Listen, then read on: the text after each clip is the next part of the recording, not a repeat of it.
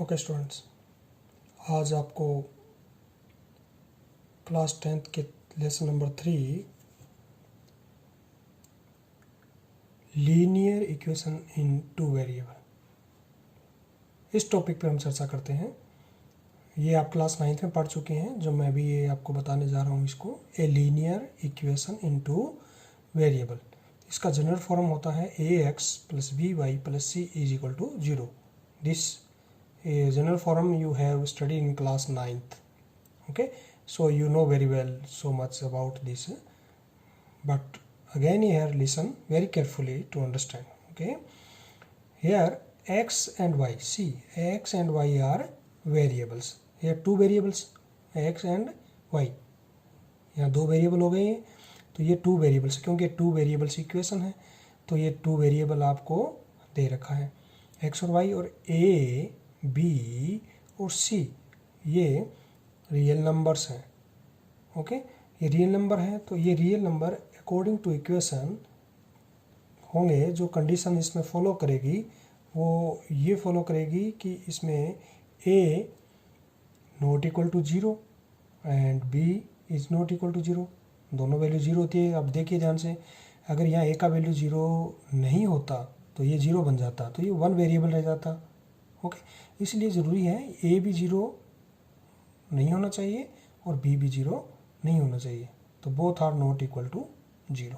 Okay, so a not equal to 0, b is not equal to 0, और अगर ये दोनों 0 नहीं है तो this satisfy this condition, a square plus b square is not equal to 0, like this. अब आप इसको, इस इक्वेशन को, ये लीनियर इक्वेशन होगी टू वेरिएबल्स में, ये वन लीनियर इक्वेशन है, एक ही लीनियर इक्वेशन है। ठीक है, तो हम इसके, जब हम इसको 9th क्लास में पढ़ा आपने, जब इसको हम ग्राफ पे रिप्रेजेंट करते हैं, तो जब ग्राफिकली इसको रिप्रेजेंट किया जाता था तब क्या होता था, एक स्ट्रेट लाइन फाइंड आउट होती थी, और इसके जब सॉल्यूशन आपने फाइंड आउट किए थे तो infinite many solution find out किए थे आपने, खूब सारे इसके सॉल्यूशन पता किए थे। तो इसमें फर्स्ट इसमें है this equation has infinite many solution. अगर आप इसके सॉल्यूशन फाइंड आउट करना चाहें तो आपको इसमें कितने सॉल्यूशन फाइंड होंगे, infinite many solution find out हो जाएंगे।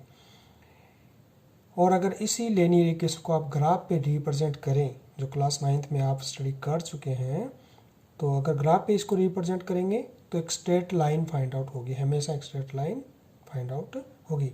ए linear equation in two variables represent a straight line, always you will get a straight line. Okay, this is a linear, एक लीनियर इक्वेशन की बात की। अगर ऐसे ही दो लीनियर इक्वेशन आपको ले लिया जाए तो हम उसको क्या, किस तरीके से समझेंगे वो आप इसको देखिए। अब हम a pair of linear equation in two variables, अब क्या लेने जा रहे हैं हम, a pair of linear equation. अब की बार पेयर लेते हैं, पहले हमने एक इक्वेशन को समझा, अब हम दो इक्वेशंस को एक साथ लेकर उसको समझने की कोशिश करते हैं कि अगर ये पेयर में लिया जाए तो क्या और किस तरीके से इसके कंडीशंस होंगे। ओके, तो अब आप यहाँ देख सकते हैं, यहाँ मैंने दो जनरल फॉर्म लिखे, a1x plus b1y plus c1 equal to 0। ये एक लिए ने मैंने a1 b1 और c1 इसलिए लिख दिया क्योंकि मैं ये पहली इक्वेशन लेने जा रहा हूँ, इसलिए मैंने दूसरी लिखी, तो इसमें a2 b2 और c2 लिख दिया ताकि ये दो अलग अलग आपको समझ में आ जाए। तो इस तरीके से हम इन दोनों को रिप्रेजेंट किया, ये इसका जनरल फॉर्म हो गया।